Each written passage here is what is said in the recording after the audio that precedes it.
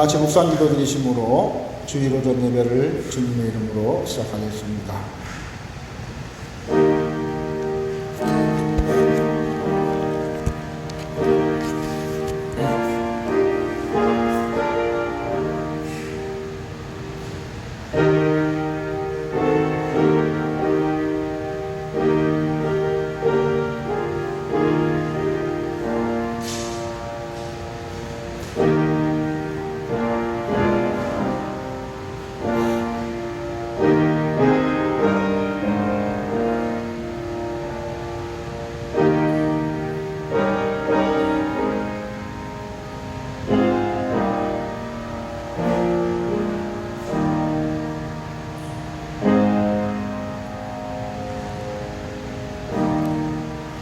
구혜사 곧 아버지께서 내 이름으로 보내실 성령, 그가 너희에게 모든 것을 가르치시고 내가 너희에게 말한 모든 것을 생각나게 하시리라. 평안을 너희에게 끼치노니 곧 나의 평안을 너희에게 주노라. 내가 너희에게 주는 것은 세상이 주는 것 같지 아니하니라. 너희는 마음에 근심도 말고 두려워하지도 말라. 아멘. 은혜로우시고 자비로우신 하나님 아버지 감사합니다. 궂은 날씨 속에서도 우리를 지켜주시고 보호하셨다가 거룩한 주일 하나님의 전에 나와 예배할 수 있도록 인도하여 주심을 감사합니다. 이 시간도 주의 성소 나온 사랑하는 주의 백성들에게 성령의 충만함을 허락해 주시옵시고 마음을 다해 성품을 다해 뜻을 다해 하나님께 예배할 때에 신령과 진정으로 예배할 수 있도록 인도하여 주시고 예배하는 저희들에게 하나님의 큰 은혜와 복을 내려 주시기를 간절히 원하옵나이다. 성령으로 충만한 시간 될 수 있도록 인도하여 주시옵소서. 예수 그리스도의 이름으로 기도하옵나이다. 아멘. 다 같이 자리에서 일어나셔서 찬송가 210장, 새 찬송가는 421장을 부르겠습니다.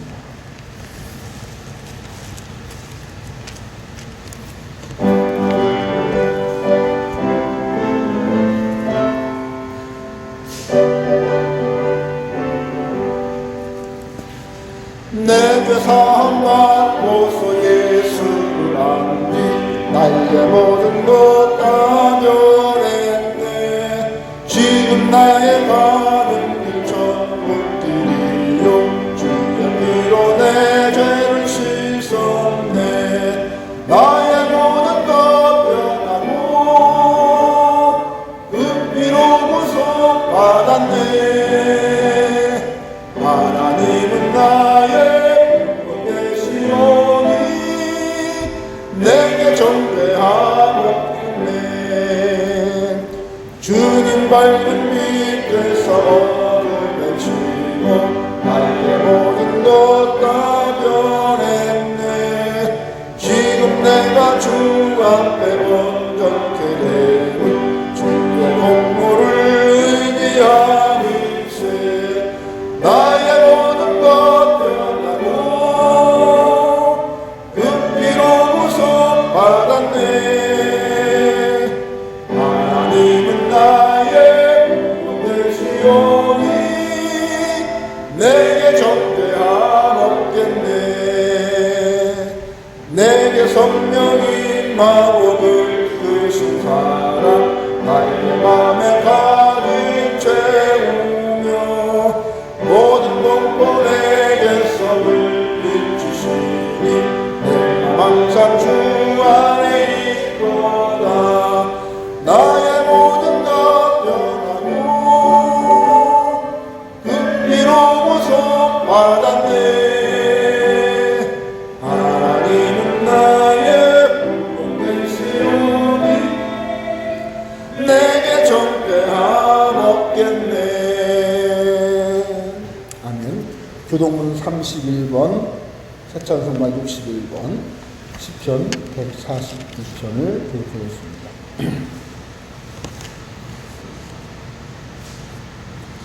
교동문 31번, 시편 142편을 교독하겠습니다.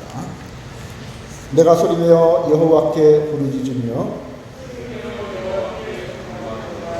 내가 내 원통함을 그 앞에 토하며 내 심령이 속에서 상할 때에도 주께서 내 길을 아셨나이다.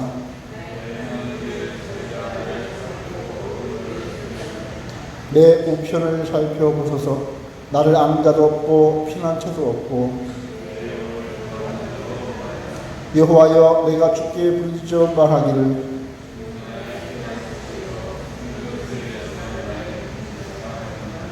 나의 부르짖음을 들으소서. 나는 심히 비천하니이다.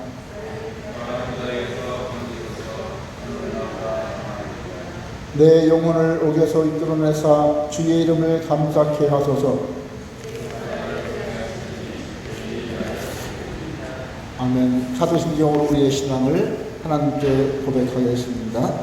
전능하사 천지를 만드신 하나님 아버지를 내가 믿사오며 그 외아들 우리 주 예수 그리스도를 믿사오니 이는 성령으로 잉태하사 동정녀 마리아에게 나시고 본디오 빌라도에게 고난을 받으사 십자가에 못 박혀 죽으시고 장사한 지 사흘 만에 죽은 자 가운데서 다시 살아나시며 하늘에 오르사 전능하신 하나님 우편에 앉아 계시다가 저리로서 산자와 죽은 자를 심판하러 오시리라.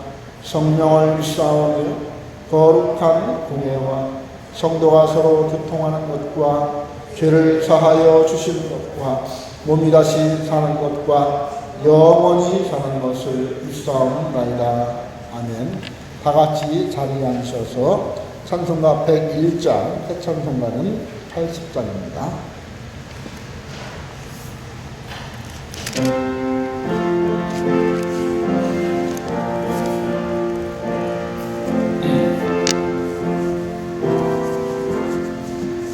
천지에 있는 이름 중 귀하고 높은 이름 다시 전에 주신 우주의 이름 예수 주 앞에 내가 엎드려 그 이름 찬송하는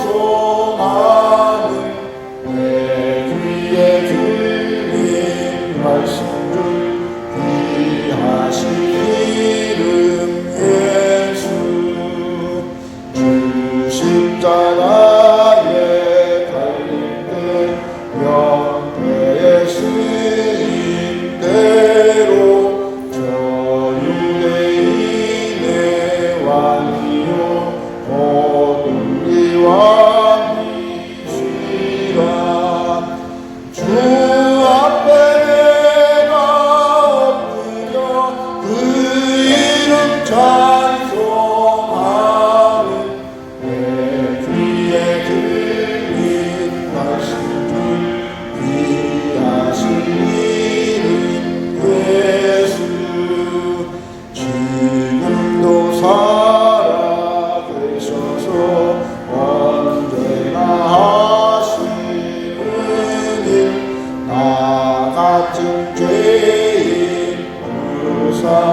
찬송만 주시도다. 주 앞에 내가 엎드려 그 이름 찬송하면 내 귀에 들린 말씀 중 귀하신 이름 예수 주 예수께서 영원히 어제나 오늘이나 그 이름으로 우리에게 잠복을 내리신다. 주 앞에 내가 엎드려 그 이름 찬송하는 내 귀에 들린 말씀 중 귀하신 이름 예수. 아멘.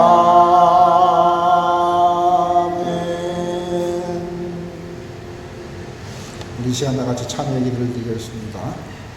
일주일간의 우리의 삶을 돌아보면서 하나님께 우리의 죄를 낱낱이 구하는 시간 되기를 바랍니다. 하나님, 내가 하나님 중심으로 살지 못하고 내 중심으로 살면서 욕심에 따라, 내 이익에 따라, 내 목적에 따라 내 마음대로 살았음을 고백합니다. 그런 와중에 생각으로 말로 행동을 지은 죄들이 있다면 생각나게 하시고 이 시간 거룩하신 전전 앞에서 우리의 모든 죄를 고백하는 시간을 알려주시고 고백할 때에 우리의 죄를 십자가에 피로 사하여 주옵소서. 다 같이 작은 소리로 하나님께 고백의 기도를 드리겠습니다. 은혜로 오신 아버지, 전복하신 주님, 우리를 사랑하시고 신실하셔서 영원토록 우리와 함께 하시기를 원하십니다. 주님께서는 우리를 너무나 사랑하셔서 우리가 성령하기를 원하시고 하나님의 뜻대로 살면 우리가 복을 받아 영생하고 갈 수 있습니다. 하나님, 우리가 너무나 부족하고 우리 앞에서 한치 앞을 내다볼 수 없는 내 계획, 내 목적, 내 유익, 내 욕심에 따라 살면서 아버지 하나님 육체의 욕심에 따라 행함으로 많은 죄를 지었습니다. 아버지 용서해 주시옵소서. 아버지, 내 몸을, 내 기분, 내 마음을 성취하는 사람, 많은 허물과 죄를 주님께서 용서해 주시옵소서.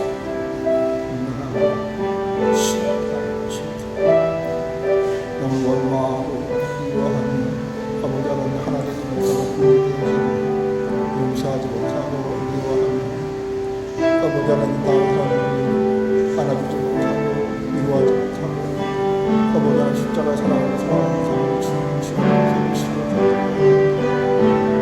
오 주의 이 시간 우리의 죄를 주님 고백하고 용서해 주시고 성령으로 주님을 대하시고 아버지 시간 사랑을 주님 하나님의 그 십자가의 놀라신 그 사랑과 은혜를 말미암아 용서하는 시간을 구하며 주옵시고 시간 거룩하신 주님 앞에 죄사하고 하나님 아버지 거룩하신 예를 동참하는 것을 선거해 주셔서 그냥 오늘 주께서 내가 진실로 진실로 너희에게 이르노니 내 말을 듣고 또 나 보내신 이를 믿는 자는 영생을 얻고 심판에 이르지 아니하나니 사망에서 생명으로 옮겼느니라.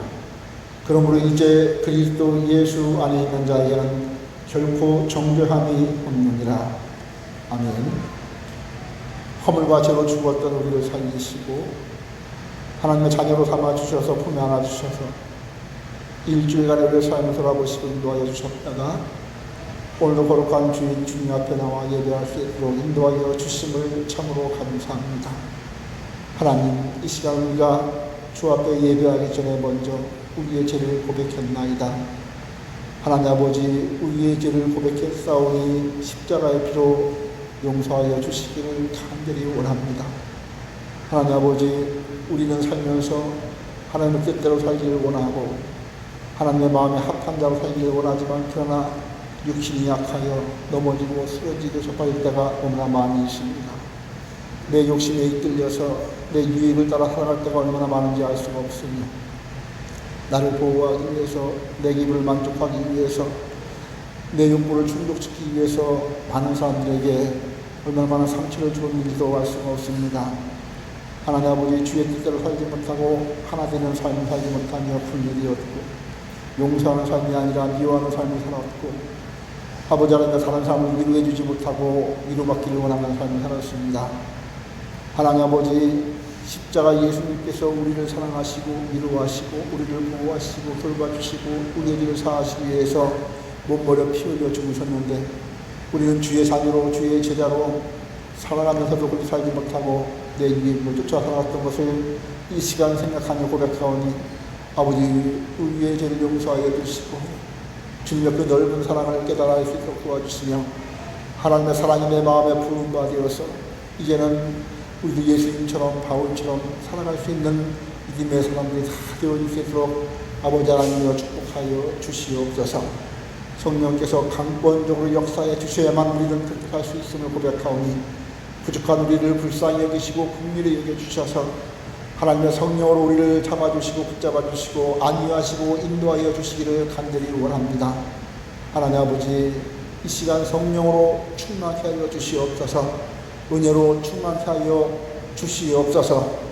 사랑하는 주의 백성들의 마음속에 하나님의 성령으로 충만케 하시고 주님의 평안으로 가득 찰 수 있게 하여 주시며, 오늘 이 시간 하나님의 참 긍휼을 얻는 귀한 시간 될 수 있도록 역사하여 주시옵소서. 구원의 기쁨이 무엇인지를 발견할 수 있는 눈이 열려지게 하시고 마음이 열려지는 시간 될 수 있도록 인도하여 주시며, 세상에 그 모든 것들 다 준다고 해도, 금을 준다고 해도, 명예를 준다고 해도, 행복을 준다고 해도 나는 예수님과 바꿀 수 없다는 고백이 우리의 입술로부터 나올 수 있도록 역사하여 주시옵소서. 아버지 하나님여, 열매가 없고 무화과가 없고 노래, 아버지 하나님여, 정말 외양간에 소가 없고 우리의 양이 없을지라도 나는 오직 우리 하나님 여호와를 위해서 기뻐하며 뛰놀겠다는 하박국 선지자의 고백이 사실 우리 모든 성도의 고백이 될 수 있도록 아버지 인도하여 주시기를 간절히 원합니다. 무엇이 가장 귀한 것인지를 깨달아 알 수 있는 눈이 열려지게 하여 주시옵시고, 작은 안목을 벗어나 큰 시야를 확보할 수 있도록 도와주심으로 말미암아 진정 하나님께서 축복하시고 원하시는 목표가 무엇인지 발견할 수 있는 사랑하는 주의 백성들이 되어질 수 있도록 하나님 도와주시옵소서. 이 시간 말씀을 듣는 가운데 성령께서 역사해 주심으로 말미암아 우리의 모든 감각을 깨워 주시옵시고, 아버지 하나님 우리의 생각들을 깨워 주셔서 하나님 아버지 진정 주께서 원하시는 것들이 무엇인지 새록새록 생각나게 할 수 있도록 도와주시고, 아버지 하나님 우리의 마음속 깊은 곳에서 하나님 주신 기쁨과 즐거움 넘쳐 흐를 수 있는 귀한 시간 될 수 있도록 역사하여 주시옵소서. 하나님 아버지, 부족한 적이 오늘 비옵는 것은 하나님의 말씀을 증거할 때도 사람의 입으로 듣지 않게 하시고 하나님의 말씀을 듣게 하여 주시고, 그 말씀 속에 성령께서 역사해 주심으로 말미암아 운동력 있는 말씀 되게 하여 주셔서 저희의 마음을 움직일 수 있게 하여 주시고 새롭게 할 수 있도록 인도하여 주시며, 거듭난 삶에 대한 놀라신 하나님의 비밀을 깨닫는 시간 될 수 있도록 축복하여 주시기를 간절히 원합니다. 진실로 원하는 것은 우리 성도의 십자가의 비밀을 알 수 있도록 인도하여 주시옵소서. 구원의 비밀을 알 수 있도록 인도하여 주시옵소서. 성삼위일체의 하나님의 비밀을 알 수 있도록 인도하여 주시옵시고, 하나님의 말씀의 뜻을 깨달아 알 수 있도록 역사하여 주시기를 간절히 원하옵나이다. 이 시간 우리의 마음속에 성령께서 충만케 하시고 말씀을 방해하는 것은 흑암과 저주의 세력을 나서는 예수 이름으로 물리쳐 주심으로 말미암아 그 말씀이 우리의 심령에 잘 박힌 목과 같이 박히는 귀한 시간 될 수 있도록 역사하여 주시옵소서. 하나님 아버지, 정말로 이 사회가 너무나 힘들고 어렵습니다. 아버지, 날씨도 덥고 아버지 하나님 주는 환경도 좋지 않고 고난 속에 살아가는 성도에게 하나님 믿음의 강건함을 허락해 주시고 굳셈을 허락해 주시고, 아버지 세상에서 승리할 수 있는 믿음을 허락해 주시고 세상을 이길 수 있는 담력도 허락해 주시고 지혜도 허락해 주시고 능력도 허락해 주심으로 말미암아 이와 같은 세상 속에서 정말 쓰레기도 비쳐나가는 모습을 보여줌으로 많은 사람들에게 그리스도의 향기를 풍기며 하나님 자녀의 놀라신 그 삶을 보여줄 수 있도록 인도하여 주시고, 마음속에 삶 속에 힘들고 어려운 점이 있다면 주님 그 모든 것들을 헤쳐나갈 수 있는 능력도 허락해 주시고 기도의 문이 열려져서 기도할 수 있도록 하여 주시고 응답받을 수 있는 축복을 누릴 수 있도록 인도하여 주옵소서. 건강 때문에, 자녀 때문에, 가정 때문에, 아버지 하나님 원하는 소원이 이루어지지 않는 것 때문에 고민하는 우리 성도들, 하나님 이 시간 말씀을 듣는 가운데 해결받을 수 있는 놀라신 축복을 허락해 주시옵시고, 치료하는 방선도 바라주셔서 우리는 여기서 예배하지만 나와 함께된 모든 사람들에게 역사하는 능력이 치유되는 놀라신 은총으로 덮일 수 있도록 아버지 도와주시기를 간절히 원합니다. 물질 때문에 고통당하는 자에게 하나님 일용할 양식 주시고 풍족한 아버지 하나님의 복을 넘칠 수 있도록 아버지 도와주시옵소서. 오늘 사랑하는 주의 백성들, 영상으로 예배하는 백성들에게도 동일한 은혜를 주시고, 먼 곳에 타지에 가서 정말로 이곳에 나와 예배하지 못하는 사랑하는 우리 성도들도 주님 기억해 주시고 있는 곳에서 하나님을 바라볼 수 있도록 인도하여 주시고, 그들도 여기에 있는 우리와 동일한 성령의 역사하심과 은총을 베풀어 주시옵소서. 오늘 예배할 때 주의 천사 안위해 주시고 옹이해 주시고 울타리쳐 주시옵소서. 예수 그리스도의 이름으로 기도하옵나이다. 아멘.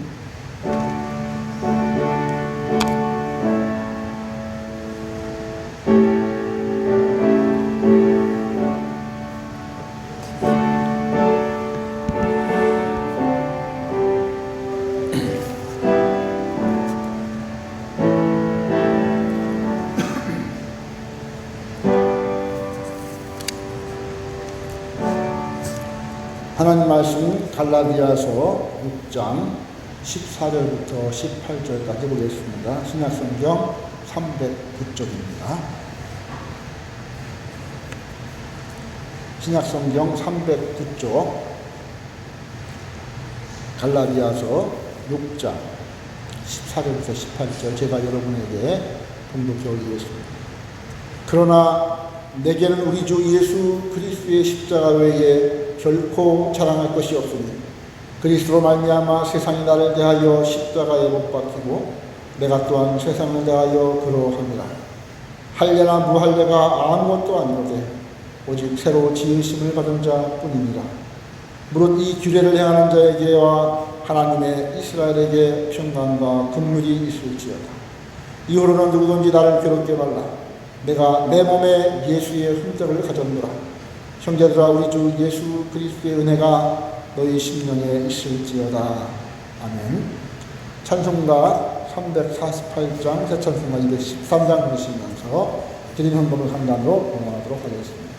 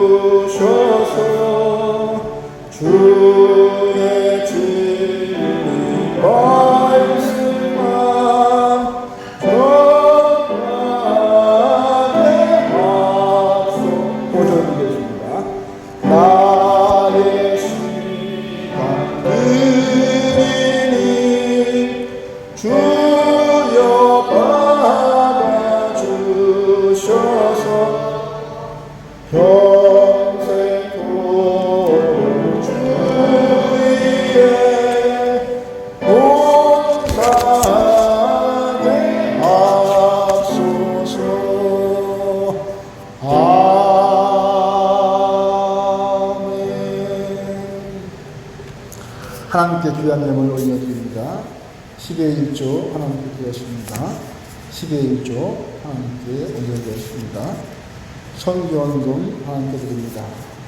감사헌금 하나님께 드립니다. 주일헌금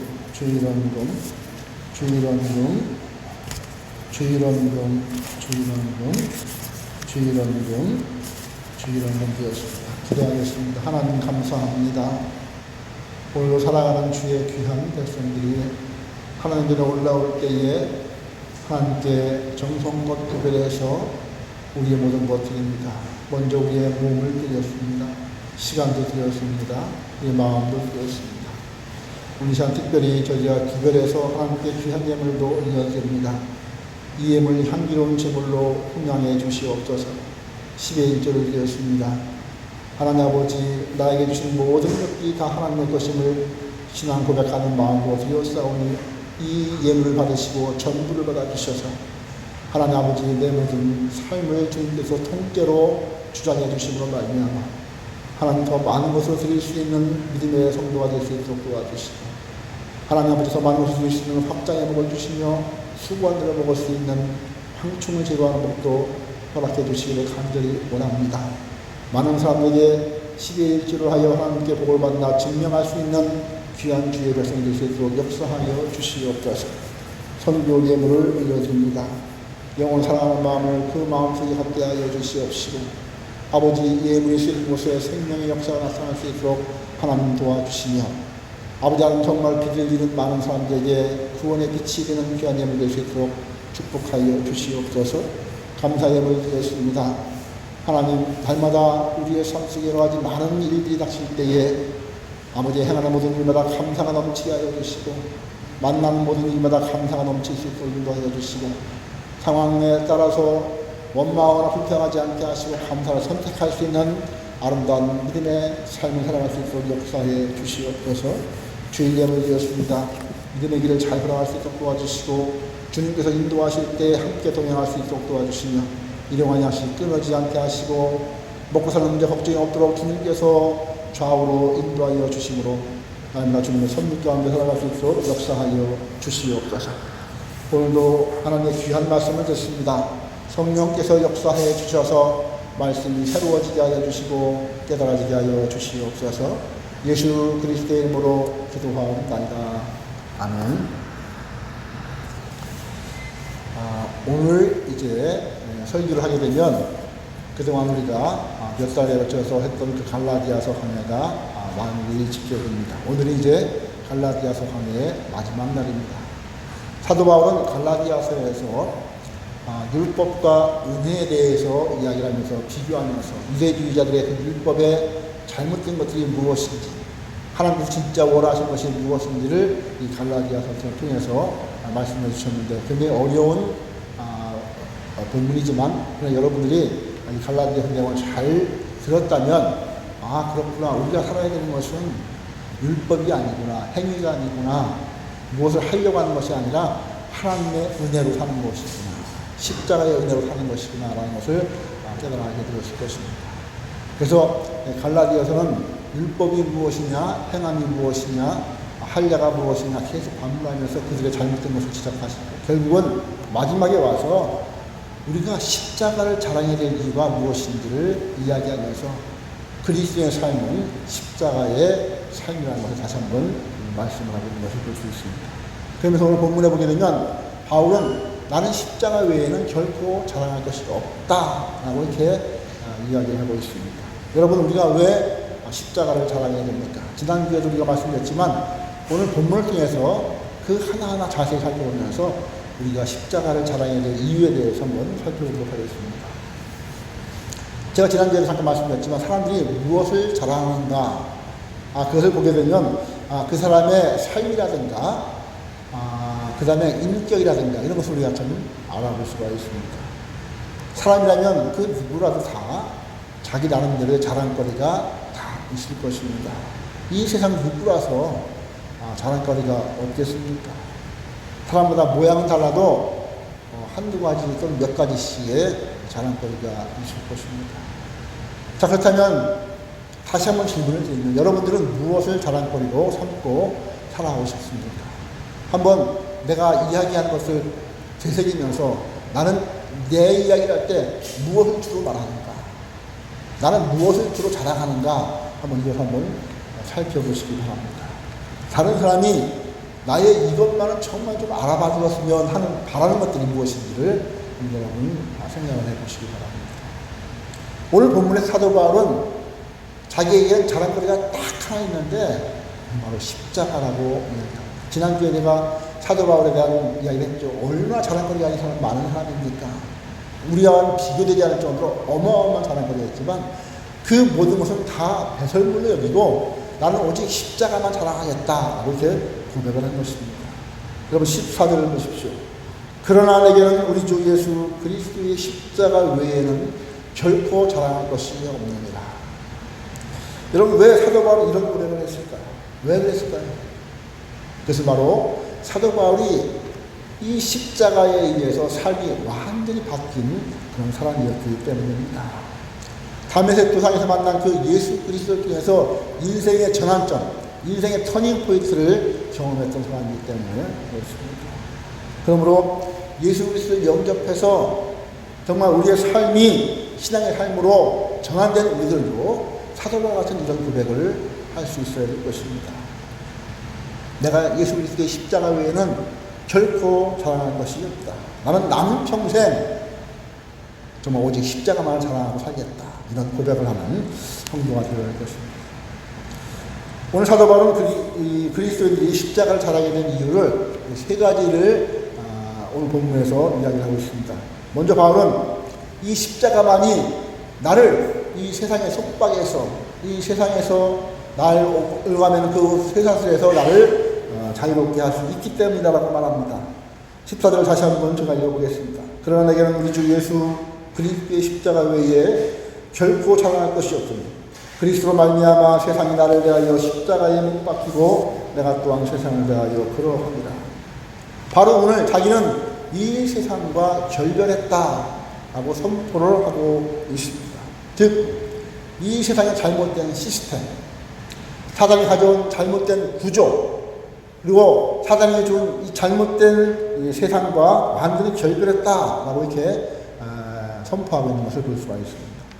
여러분, 세상에 수많은 사람들이 이 세상의 속박에서 벗어나기 위해서 얼마나 노력했는지 모릅니다. 사람들이 선행도 많이 합니다. 그리고 고행도 하는 사람이 있습니다. 자기 몸을 치면서, 신비주의자들은 자기 몸을 치면서 고통을 감내하는 사람도 있습니다. 종교 생활하는 사람이 너무나 많이 있습니다. 율법도 지켜봅니다. 도덕적인 삶을 살아봅니다.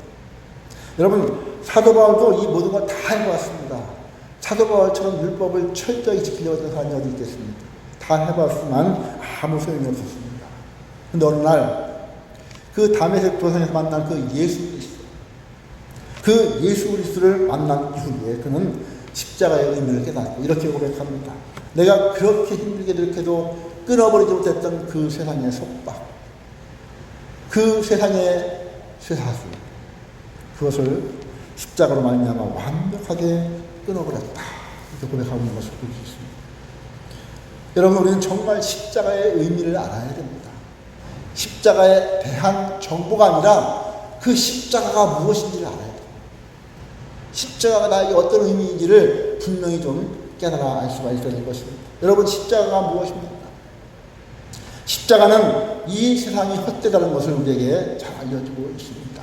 십자가는 이 세상을 따라 살면 반드시 죽을 사망의 길, 멸망의 길을 우리에게 보여주고 있는 것입니다. 또 한편 십자가는 어떻게 하면 하나님을 쫓아서 영원한 생명의 길로, 천국의 길로, 영생의 길로 갈 수 있을 것인가를 우리에게 보여주고 있습니다. 하나님은 이 사실을 선지자들 통해서 계속해서 말씀해 주셨습니다. 또 글을 남겨서 우리에게 말씀해 주셨습니다.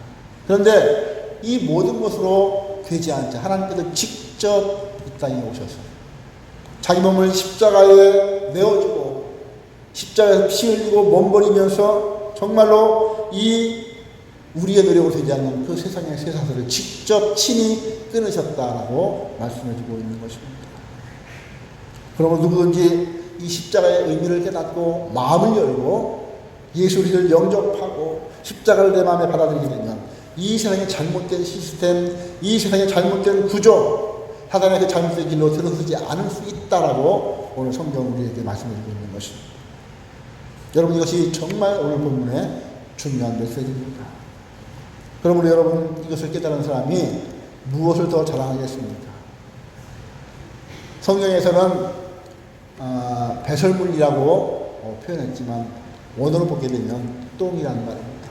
정말 내가 자랑했던 그 명예, 돈, 학력, 박사학위, 그걸 다 똥으로 얘기했던 거예요. 정말 귀한 것은 십자가밖에 없다는 것입니다. 이 세상 명예도 행복도 예수 그리스도에만은 바꿀 수가 없다고 고백할 수 있는 것입니다. 여러분, 십자가는 나를 구원해 주시는 하나님의 은혜라는 사실을 여러분 꼭 기억하시기 바랍니다. 하나님께서 인간의 몸을 입고 이 땅에 오셔서 저와 여러분의 죄를 다 담당하시고 사흘 만에 부활하셔서 우리가 할 수 없었던 이 세상의 속박을 친히 끊어주셨습니다. 그러면 우리가 이 사실을 깨닫는다면 어찌 남은 평생 십자가만을 자랑하지 않을 수가 있겠습니까? 다시 정리하자면 우리가 왜 십자가만을 자랑해야 됩니까? 십자가만이 세상의 속박에서 그 죄악의 쇠사슬에서 우리를 자유롭게 할 수 있기 때문이라는 것입니다. 두 번째는 우리가 왜 십자가를 사랑해야만 합니까? 그것은 바로 십자가만이 우리를 온전히 새롭게 할 수 있기 때문인 것입니다. 여러분 15절을 보십시오. 할례나 무할례가 아무것도 아니로되 오직 새로 지으심을 받은 자뿐입니다. 할례를 행했거나 행하지 않았거나 이것은 아무런 상관이 없다는 것입니다. 오직 새로 지어졌느냐 아니냐 이것이 문제라는 것입니다. 여러분 누구들 새롭게 살고 싶지 않겠습니까? 어느 누구들 새로운 세상을 새롭게 살고 싶지 않겠습니까? 사람들은 새해가 되면 여러 가지 많은 나름대로의 새로운 계획을 세웁니다. 근데 그 결과가 어떻습니까? 늘 연말이 되면 후회스럽지 않습니까? 저 또한 수없는 계획을 세웁니다. 정말로 연초가 되면은 1년 목회 계획을 세우고 내 설교 계획을 쭉 세우고 내 삶의 계획도 세웁니다. 그러나 잘 지켜지지 않습니다. 그래서 어떤 사람들은 그렇게 얘기를 해요. 잘 지켜지지도 못할 계획을 뭐 이렇게 세우느냐라고 이렇게 이야기를 합니다. 그럼 저는 쑥스러워서 이렇게 대답을 합니다. 내가 이것을 못 지키니까 계획표지 뭐 잘 지킬 것 같으니까 실천표지 무슨 계획표냐 이렇게 그냥 넘어가버리는 말이죠. 잘 지킬 수가 없습니다. 여러분 누군들 새롭게 되기를 원하지 않겠습니까? 여러분 우리가 어떻게 해야 새로워질 수가 있겠습니까? 무엇이 우리를 새롭게 할 수 있겠습니까? 종교가 우리를 새롭게 할 수 있습니까? 아닙니다. 종교는 우리를 새롭게 할 수가 없습니다. 종교 생활을 해도 수없는 지성을 들여도 우리는 새로워지지 않습니다. 그럼 도덕이 우리를 새롭게 합니까? 율법이 우리를 새롭게 합니까? 절대 그렇지 않습니다. 여러분 성경이 무엇을 말씀하고 있습니까? 우리는 결코 우리의 노력이나 도덕이나 율법이나 우리의 행함이나 뭐 이런 것을 인해서 새롭게 될 수 있는 존재가 절대 아니라고 성경은 말씀하고 있습니다. 우리는 내가 누군지를 너무 잘 알아야 돼요. 우리 자신이 어떤 존재인지를 잘 알아야 됩니다. 인간은 병이 들었습니다. 에노스란 말이 병이란 말인데 티끌이란 말인데 인간은 병이 들었습니다. 아담이란 말도 흙이란 말입니다. 티끌이란 말입니다. 그런데 그 티끌 같은 인간이 병이 들었습니다. 그런데 그냥 조금 이렇게 아픈 정도가 아닙니다. 그렇다면 중병이 걸린 정도입니까? 중병도 아니에요. 인간 병이 들었는데 완전히 죽었다라고 성경은 말씀하고 있습니다. 에베소 2장 1절에 보니까 허물과 죄로 죽을 수밖에 없었던이 아니라 죽었던이라고 말씀하고 있습니다. 우리 시체라고 성경은 진단하고 있는 것입니다. 여러분 인간 영적으로 완전히 죽었다고 성경 말씀하고 있어요. 좀 아픈 사람에게는 산삼을 먹이거나 영지버섯을 먹이거나 녹용을 먹이고 뭐 영양주사를 맞고 의사에 보이면 그 병이 치료될 수가 있을 것입니다.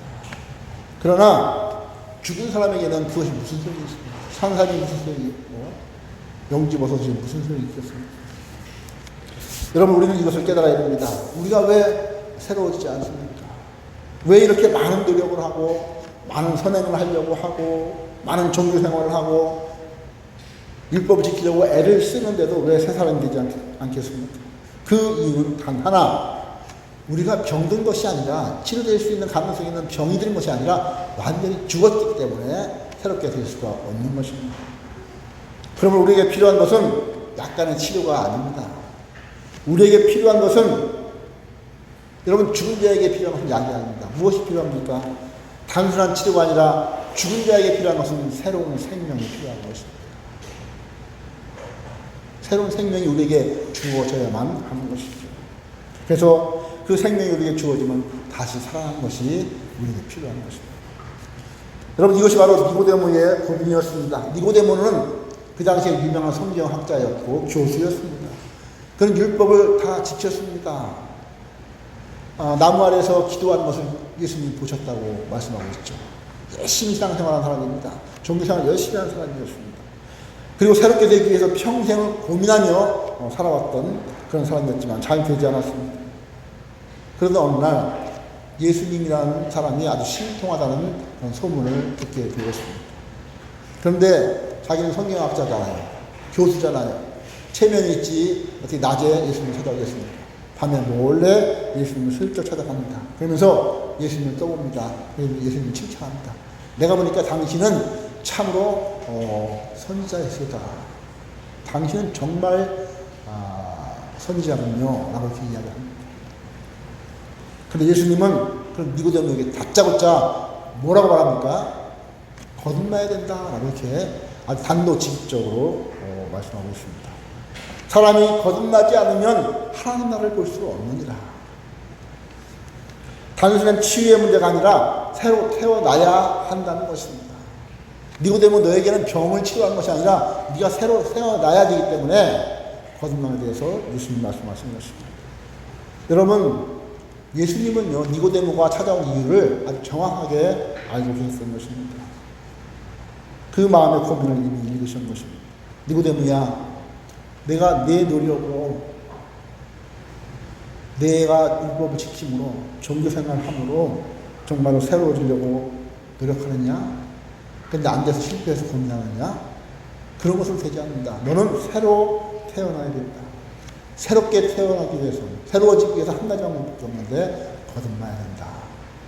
근데 니고데모가 그 말을 잘 못 알아들었어요. 내가 어떻게 다시 태어날 수 있겠습니까? 어떻게 내가 엄마 뱃속에 들어갔다가 다시 나올 수 있겠습니까? 라고 이렇게 되물었습니다. 예수님이 뭐라고 말씀하시죠? 육으로 간 것은 육이요, 영으로 간 것은 영이니라. 내가 물과 성령으로 거듭나지 않으면 하나님 나라를 볼 수가 없느니라. 니고데모야, 너 고민해봤지? 너 온전히 새로워지기 위해서 얼마나 노력을 많이 해봤냐? 참으로 많은 노력을 해봤지. 내가 너의 고민을 잘 안다. 내가 너에게 유일한 해결책을 제시해줄게. 너는 새로 태어나야겠다. 거듭나야 된다. 왜냐하면 너는 죽었기 때문이다.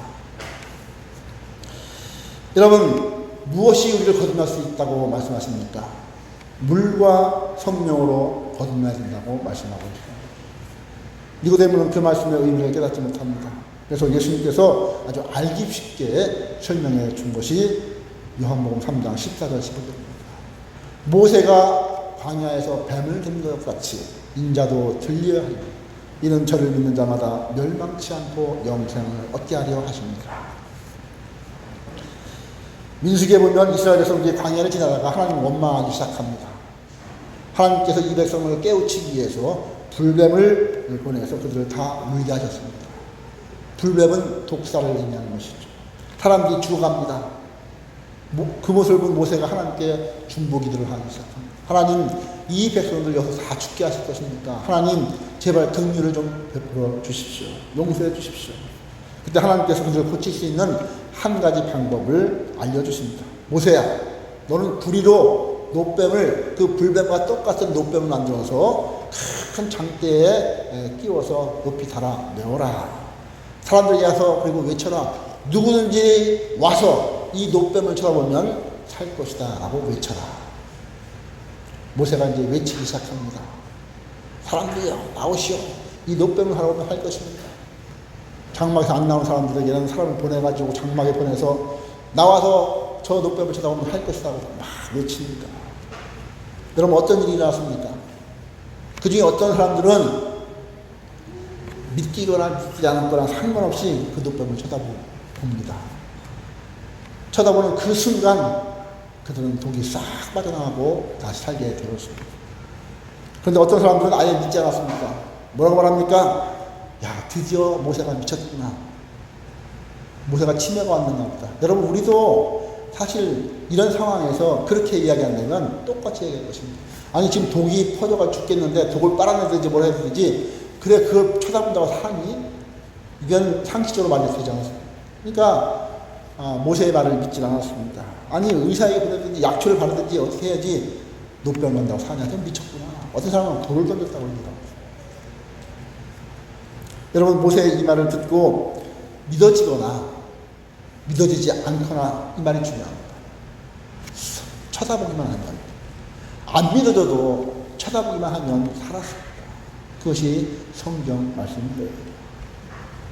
그러나 모세의 이 말을 믿지 않고 무시하고 쳐다보지 않는 사람들은 다 죽었습니다. 여러분, 예수님께서 니고데모에게 지금 거듭남에 대해서 말씀하시면서 이 민수기의 그 노뱀 사건을 이야기하는 이유가 무엇입니까? 무엇을 말씀하고 있는 것입니까? 나무 위에 달린 노뱀과 같이 예수님도 나무 위에 달려야 한다는 것입니다. 그 예수님을 바라보라는 것입니다. 즉 십자가를 말씀하고 있는 것입니다. 여러분, 어떻게 우리의 인생이 새로워질 수 있습니까? 여러분, 거듭나야 돼요. 두 번 태어나야 되는 것입니다. 죽었던 영이 살아나야 하는 것입니다. 어떻게 죽었던 우리의 영이 살아납니까? 우리의 노력으로는 되지 않습니다.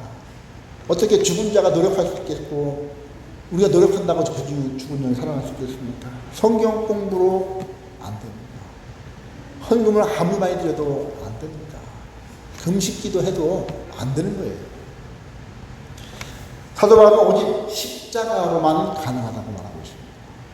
십자가로 다시 태어난 사람이 성경 공부도 할 수 있는 것이고 주께 감사해서 헌금을 드릴 수 있는 것이고 그리고 하나님께 너무 감사하고 바라고 소원하는 것이 있어서 금식기도 할 수 있는 것이지 그런 것으로 살아날 수 있는 것은 아니에요.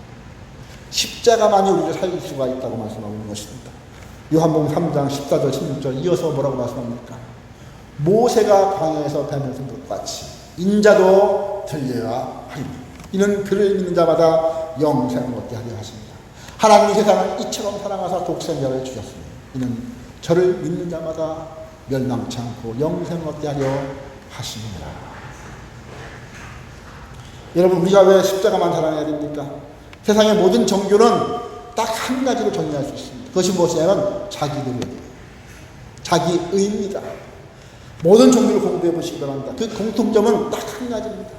자기 자랑이요. 내 노력이 들어가 있습니다.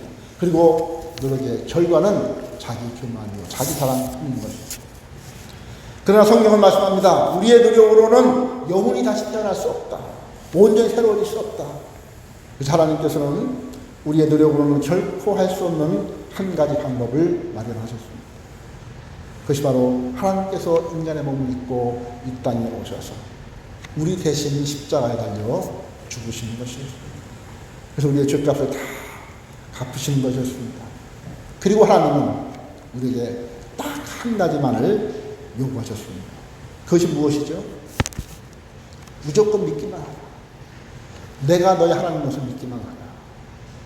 내가 전능한 창조자이라는 것을 너희는 믿기만 해라. 너희가 세상을 따라 살면 반드시 멸망한다는 것을 믿기만 해라. 너희가 내게 오면 영원히 살 수 있다는 사실을 믿기만 해라. 내가 하나님으로서 너희 몸을 입고 이 땅에 와서 너희 대신 너희 죄값을 다 치는 것을 너희는 믿기만 해라. 그러면 너희는 새로워질 것이다. 여러분, 바울은 다메섹 고생에서 바로 이것을 경험한 것입니다. 이 사실을 경험한. 그런 율법을 지켜서 구원받기 위해서 얼마나 노력했는지 모릅니다. 세상에 되려고 얼마나 노력했는지 모릅니다. 그러나 되질 않았습니다. 그러나 어느 날 다메섹 도상에서 예수 그리스도를 만나게 되었고 그리고 십자가의 복음을 깨닫는 순간 완전히 세상인 것입니다. 십자가의 의미를 깨닫는 복음이 무엇인지를 복음에 대한 정보가 아니라 복음이 무엇인지를 깨닫는 것이 이처럼 중요한 것이죠. 여러분, 우리가 왜 십자가만을 사랑해야 됩니까? 십자가만이 우리를 온전히 새롭게 할 수 있기 때문입니다. 십자가는 우리를 이 세상의 속박에서 그 죄악의 쇠사슬에서 우리를 끊어주고 자유롭게 하실 뿐만 아니라 우리를 온전히 새롭게 해준다고 말씀하고 있습니다. 사도 바울은 이렇게 고백합니다. 고린도 후서 5장 17절 그러므로 그리스도 예수 안에 있는 자에는 결코 정죄함이 없느니라 말씀하고 있으면서 뭐라고 말씀합니까? 누구든지 그리스도 예수 안에 있으면 새로운 피조물이다. 이전 것은 지나갔으니 보라 새 것이 되었도다. 예수 안에 있게 되면 새 것이 되었다고 고백하는 것입니다. 마지막 세 번째로 우리가 왜 십자가만을 사랑해야 됩니까? 왜냐하면 십자가만이 우리에게 참 평안과 하나님의 참 긍휼을 줄 수 있기 때문인 것입니다. 16절 한번 보겠습니다. 무릇 이 규례를 행하는 자에게와 하나님의 이스라엘에게 평강과 긍휼이 있을지어다. 흔히 어떤 사람들은 우리 예수 믿는 것을 죽어서 천국 가는 것이라고 이렇게 이야기합니다. 예전에는 그렇게 많이 했어요. 예수 믿고 천당 가세요. 안 믿으면 지옥 갑니다. 이런 말 많이 했죠. 그래서 단순히 예수 믿는 것은 우리가 죽으면 천국 가는 것 정도로 알고 있는 분들이 많습니다. 그리고 예수님은 천국만 보장해 주시지 않느냐라고 이렇게 이야기합니다. 그러나 그렇지 않습니다. 여러분, 예수 믿는다는 것은 죽음 이후의 삶만 보장되는 것이 아니라 지금 현재의 삶, 살아가고 있는 이 땅에서 삶의 변화도 의미하고 있는 것입니다. 어떤 변화입니까? 가장 큰 변화는 우리 마음속에 참 평안이 생깁니다. 즐거움이 생기사예요. 정말로 평강의 복을 받게 되는 것입니다. 하나님의 긍휼을 우리가 받게 될 수가 있는 것입니다. 예수님께서는 이 말씀을 구체적으로 가르쳐 주셨습니다. 요한복음 14장 27절 평안을 너희에게 끼치노니 곧 나의 평안을 너희에게 주노라. 내가 너희에게 주는 것은 세상이 주는 것과 같이 아니하니라. 너희는 나를 믿으라. 근심하지 말라. 너는 두려워하지도 말라. 이렇게 말씀하고 있습니다. 여러분, 세상이 주는 평안이 무엇입니까? 예를 들어서 우리가 복권에 당첨이 되었다고 가정을 하고 있습니다. 미국의 복권 중에 어떤 것은 600억 원이 넘는 그런 복권도 있다고 얘기를 들었습니다. 만약 여러분이 그 복권에 당첨되었다고 생각을 해보시기 바랍니다. 그 전화를 받는 순간 여러분 얼마나 기쁘겠습니까? 많은 사람들이 보는 앞에서 드디어 600원을 받게 됩니다. 어떻겠습니까? 마음이 기쁘고 흐뭇하고 즐겁고 막 뜰 듯이 기쁘고 흥분되고 평안할 것이죠. 왜냐하면 내 지위가 한 단계 상승하는 것이 될 것이고 또 사업도 든든해질 것이고 내 앞길도 보장이 되는 것 같지 않겠습니까? 여러분, 성경은 이것을 세상의 평안이라고 이야기합니다. 근데 문제는 무엇입니까? 이 세상의 평안은 그러한 것들이 사라질 때 함께 사라진다는 것입니다. 600억을 받아가지고 이제 막 사업을 시작합니다. 사업을 다 실패를 해가지고 550억 원이 날아갔습니다. 그러면 사람들이 어떻게 합니까? 여러분, 나머지 50억 원이 있으니까 50억 때문에 평안할까요? 그렇지 않다는 것입니다. 불안해서 견딜 수가 없는 것입니다. 이것도 언제 날아갈지 모르니까 불안한 거예요. 여러분, 왜 그러냐면 그것이 바로 세상이 주는 평안이었기 때문에 그런 것입니다. 그런데 예수님께서 말씀하시기를 내가 너희에게 주는 평안은 세상이 주는 것과 같지 않다. 그러므로 너희는 마음에 근심도 하지 말고 두려워하지 말라. 이렇게 말씀하고 있는 것입니다. 여러분, 사람들은 상대가 나에게 잘해주면 긍휼을 베풀 수가 있습니다. 그러나 나의 잘못하면 어떻습니까? 한두 번 정도는 그냥 긍휼을 베풀 수가 있죠. 그러나 두 번, 세 번 계속 반복이 되면 우리는 긍휼을 베풀기가 참 어렵습니다. 이것은 자녀에게도 마찬가지죠. 자녀가 잘못하면 부모는 이제 몇 번 정도 이렇게 경고 조치를 할 수도 있겠죠. 그러나 그래도 자녀가 계속 말을 듣지 않으면 그 다음에 어떻게 합니까? 부르르 쫓아가서 한바탕 해야 직성이 풀리지 않겠습니까? 여러분, 우리가 어떻게 하나님의 긍휼을 얻을 수 있습니까? 세상의 모든 종교는 우리의 노력과 우리의 정성으로 얻을 수 있다고 말합니다. 그래서 장단지에다가 물 붓고 빌고 바위 앞에다가 물 붓고 빌고 빌면 내 노력과 정성이 들어가기 때문에 신이 감동을 해서 얻을 수 있다고 이렇게 생각을 합니다. 그래서 사람들은 하나님 앞에서 긍휼을 얻기 위해서 교회에 나오면서도 하나님께 예쁘게 보이기 위해서 정말 별짓을 다 합니다. 새벽에 일어나서 지성을 드리고 노심초사하면서 모든 노력을 다 기울입니다. 그러나 성경은 그 모든 노력으로 하나님의 긍휼을 얻을 수 없다고 말씀하고 있습니다. 이 세상의 그 어떤 것으로도 하나님을 배신한 인류가 하나님의 긍휼을 얻을 수 있는 것은 없다는 것입니다. 그런데 예수님께서 오셔서 그 문제를 해결해 주신 것입니다. 우리가 노력해야 될 그 모든 노력의 결과를 십자가에서 단번에 이루어 주신 것입니다. 여러분, 기가 막힌 비밀은 뭐냐면 하나님께서는 나를 보실 때, 여러분을 보실 때 나를 직접 보는 것이 아니라 내 앞에 계신 예수님을 통해서 나를 본다는 사실입니다. 예수님을 통해서 나를 보시기 때문에 그래서 내가 과거에 지은 죄, 내가 어젯밤에 잘못한 것, 남을 속인 것, 수많은 죄를 그걸 직접 보지 않고 십자가를 통해서 이렇게 보시는 거예요. 겸손하시고 사랑이 많으시고 자비로우시고 우리의 친구가 되시고 은혜로우신 예수님. 하나님은 이 예수님의 그 은혜로우신 그 십자가 통해서 우리를 보시기 때문에 우리에게 긍휼을 베풀 수가 있는 것입니다. 나를 봐서는 어떻게 긍휼을 베풀 수 있겠습니까? 그런데 예수님께서 나를 둘러싸고 계시기 때문에 그 예수님 때문에 우리에게 긍휼을 베풀 수가 있는 것이죠. 노란 안경을 쓰면 모든 것이 다 노랗게 보이듯이 하나님은 우리를 예수님처럼 그렇게 보시는 것입니다. 여러분과 보는 것이 바로 십자가의 은혜라는 것입니다.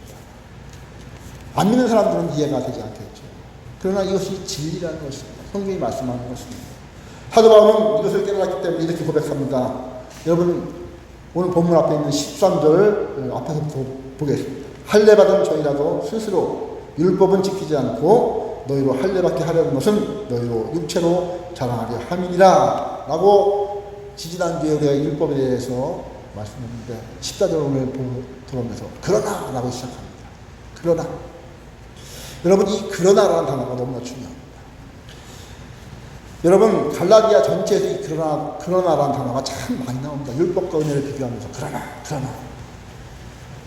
여러분 갈라디아서에서 사도 바울은 무엇을 말씀하고 있습니까? 율법을 추구하는 자들, 종교를 추구하는 자들은 여전히 자기의 노력으로 자기의 행함으로 하나님께 의로움을 얻고 평안을 얻고 긍휼을 얻으려고 노력합니다. 그리고 그것들을 자랑하려고 한다는 것입니다. 그러나 사도 바울은 나는 오직 십자가만 사랑했다라고 이렇게 고백한 것이 14절로 넘어가는 이야기입니다. 여러분 오늘 이 시간 우리는 사도 바울뿐만 아니라 이 말씀을 듣고 삶에 적용하려고 하는 모든 성도의 마음속에 이 십자가에 대한 감격과 깨달음이 있기를 정말 예수님의 이름으로 축복합니다. 여러분 17절을 보십시오. 이후로는 누구든지 나를 괴롭게 말라. 내가 내 몸에 예수의 흔적을 가져오노라. 이 예수의 흔적이 무엇일까? 학자들이 많은 연구를 했습니다. 그러나 저희가 두 가지를 생각할 수 있습니다. 첫째는 사도 바울이 당한 예수의 흔적인데 사도 바울은 엄청난 많은 고난을 겪었죠. 예수님을 인해 많은 고난을 받은 상처인데 고린도 후서에 보면 사도 바울은 3번 퇴장으로 말았고 유대인에게 39대의 매를 5번 맞았고 왜 39대의 매냐면 40대를 맞으면 죽는다고 되어 있습니다. 그래서 한 대를 빼고 39대를 때리면 죽기 바로 직전에 끝난 거예요. 그래서 5대나 맞았다. 돌로 맞았다고 말씀하고 있습니다. 돌로 맞아 죽었다고 성경을 기록해요. 그런데 그 몸에 얼마나 많은 상처가 있겠습니까? 그 상처를 말하는 것입니다. 두 번째는 또 하나 생각해 볼 것이 있는데 이 예수의 흔적이란 단어는 종의 몸에 찍는 도장을 말하는 것입니다. 말이나 소에게 이렇게 도장을 찍듯이 그 당시에 주인이 종을 이렇게 사오면 어깨에다가 이렇게 인간에다가 찍습니다. 어떤 사람들은 귀에다가 여러분 귀고리하는 거 있잖아요. 그것은 종이라는 뜻입니다. 예전에 나는 당신의 종입니다라는 뜻으로 귀고리를 했어요. 그런 식으로 이렇게 도장을 찍습니다. 그러면 그 사람이 어느 집 종인지를 구별할 수가 있는 것이죠. 아마 사도 바울은 이 두 가지를 동시에 다 가지고 있었던 것 같습니다. 이후로는 누구든지 나를 괴롭게 하지 말라. 내 몸에 예수의 흔적을 율법을 가지고 나를 괴롭게 하지 마라. 변론을 가지고 나를 괴롭게 하지 말라. 내가 내 몸에 예수의 흔적을 가졌느니 나는 예수의 종이 되었노라. 철로역정을 읽어보면 진충이라는 사람이 좀 나옵니다. 그는 진실하고 충성스럽다고 해서 진충이라고 했는데 그 진충이 천국의 도성에 막 도착해서 천국문을 들어가려고 하는데 한 신자가 진충에게 묻습니다. 당신은 여태껏 수많은 고난과 이런 고통을 당했는데 하나님 앞에 가면 무엇을 선물로 바칠 수 있을 것이겠습니까? 이렇게 묻습니다. 그래서 진충이 이렇게 대답합니다. 나는 나의 상처의 흔적, 내 고난의 흔적을 주님을 사랑하는 증거로서 나에게 상급을 주실 그분 앞에 가지고 가겠습니다. 라고 이야기합니다. 여러분 바로 이것이 사도 바울의 고백인 것입니다. 하루는 유명한 선교가 스펄전 목사님이 성경을 읽고 있었습니다. 마태복음 26장에서 28장인데 거기는 이제 예수께서 로마 병정에 잡혀서 십자가에 달려 돌아가시는 장면이 쭉 기록되는 것입니다. 그런데 그 십자가의 본문을 읽고 있는데 마음에 감동이 없다는 거예요. 그냥 덤덤하게 읽고 가더라는 것입니다. 감격이 마음속에 없었다는 것입니다. 그래서 이 목사님이 울기 시작합니다. 그리고 기도하기 시작합니다. 하나님, 이게 도대체 어찌된 일입니까? 내가 지금 십자가 사건을 읽고 있는데 마음에 감격이 전혀 없습니다. 감동도 없습니다. 하나님, 이게 도대체 어찌된 일입니까? 너무너무 슬퍼서 며칠을 울면서 기도했습니다. 며칠 동안 금식하면서 하나님께 기도한 것이죠. 그런데 하나님께서 스퍼전 목사님 마음에 십자가의 감격을 다시 회복시켜 주셨다라고 이야기를 합니다. 다윗도 그렇게 기도했죠. 주여, 나에게 구원의 기쁨을 회복시켜 주시옵소서. 여러분, 이런 기도를 하셔야 돼요. 교회에 나오면서 예배를 드리면서 십자가 설교를 드리면서 마음에 감동이 없으니까 여러분 울면서 기도해야 됩니다. 하나님, 나 지금 십자가 설교를 듣고 있는데 마음에 감격이 없습니다. 이게 어찌된 일입니까? 하나님, 구원의 기쁨을 회복시켜 주옵소서. 여러분, 갈라디아서의 주제가 무엇입니까? 은혜입니다. 십자가입니다. 그러면 오늘 여러분도 이런 십자가로 인한 구원의 기쁨과 감격이 회복되기를 예수님의 이름으로 축원합니다. 그리고 오늘 이후로 여러분과 만나는 모든 사람들, 그리고 여러분과 좀 깊이 있는 이야기를 나눌 수 있는 관계에 있는 사람들에게 가서 내가 만난 예수님, 여러분의 십자가를 이야기할 수 있기를 바랍니다. 어떤 논리와 어떤 이론 앞에서도 이후엔 나를 괴롭게 하지 마십시오. 그 변론으로, 이상한 질문으로 나를 괴롭게 하지 마십시오. 나는 예수의 흔적을 내 몸에 가졌습니다. 나는 예수의 종입니다. 이렇게 간증하시길 바랍니다. 만약 여러분이 이렇게 간증하고자 하는 마음이 오늘 조금이라도 마음속에 든다면 여러분들은 갈라디아서를 통해 하나님의 말씀을 제대로 들은 것입니다. 그러면 이제 앞으로 여러분의 삶 가운데 오늘 사도 바울의 이런 간증이 여러분의 간증이 되기를 예수님 이름으로 축복합니다. 기도하겠습니다. 하나님 아버지, 감사합니다. 갈라디아서를 마쳤습니다. 십자가의 감격이 회복되어 있을 수 있도록 인도하여 주시옵소서. 우리가 그동안 신앙생활을 만약 율법적으로 했다면, 정규생활을 했다면 유대인들처럼 그 외식적인 것을 우리가 자랑하려고 했다면 하나님, 이후로는 내가 그런 것을 배설물로 여기고 오직 십자가만 사랑한다는 고백을 한 사도 바울처럼 십자가만 사랑할 수 있도록 십자가의 비밀을 알게 하여 주시고 구원의 기쁨을 알게 하여 주시옵시고 십자가의 감격을 회복시켜 주시옵소서. 나를 만나는 사람들에게 내가 만난 하나님, 내가 만난 예수님, 내가 만난 십자가, 내가 깨달은 십자가의 복음을 전할 수 있기를 바랍니다. 성령으로 충만케 하여 주시옵소서. 은혜를 허락하여 주시옵소서. 예수 그리스도의 이름으로 기도하옵나이다. 아멘.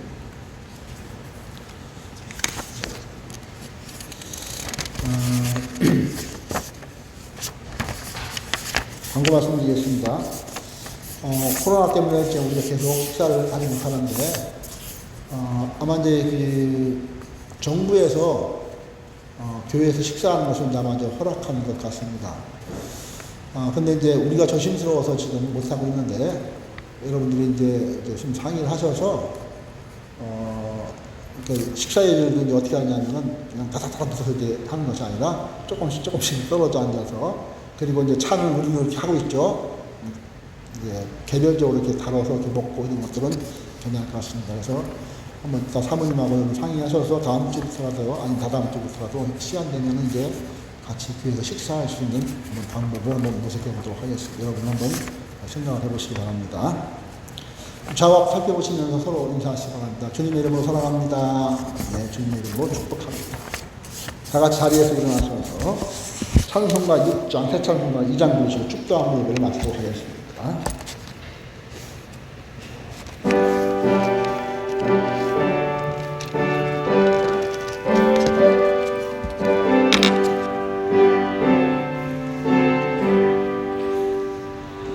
찬양 성부 성자 성령 삼위 최신께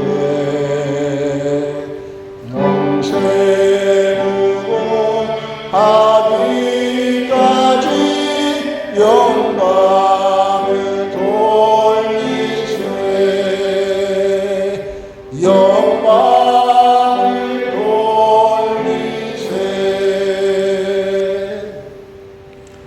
이제는 우리 주 예수 그리스도의 은혜와 하나님 아버지의 무한하신 사랑하심과 성령님의 교통하심이 그동안 율법으로 외식으로 종교생활로 신앙생활했다면 이제는 말씀을 듣고 은혜를 받고 십자가의 비밀을 깨닫고 하나님의 은혜로 신앙생활하겠다고 다짐하는 사랑하는 주일의 선조의 머리 위에와 저들의 가정과 직장과 생업 위에 이제로부터 영원토록 항상 함께 있을지어다. 아멘.